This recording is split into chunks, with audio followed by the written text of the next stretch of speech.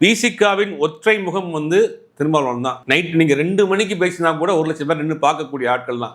அந்த single phase தான். நீங்க அதில் இன்னொரு முகம், அவர் ஆதரவு, இவர் ஆதரவு, இவர் எந்த கூட்டம் அலை மோதும். ஆனால் இவர் ஏறி நின்று பேசினா 5 நிமிஷத்தில் ஆஃப் ஆயிரும்.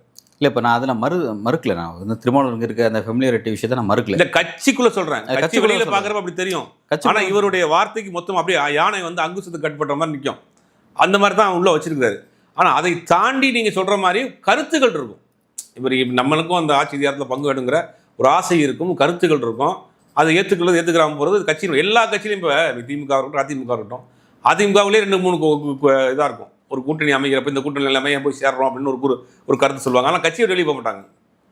அவருடைய ஆசை, அவருடைய கருத்து. திமுக இருப்பாங்க. திமுக சொல்லுவாங்கன்னா இந்த கட்சி என் கூட்டணியில் சேர்க்குறீங்க, இதை வேணாமே, இன்னொரு கட்சி சேர்க்கலாமே அப்படின்னு எல்லா கட்சியிலையுமே இந்த 2-3 கருத்துக்கள் உள்ள நபர்கள் இருக்கத்தான் செய்வாங்க. ஆனால் அவங்க கட்சியை வெளியே போக மாட்டாங்க. ஒரு மாறுபட்ட கருத்து இருக்கும், அவ்வளோதான்.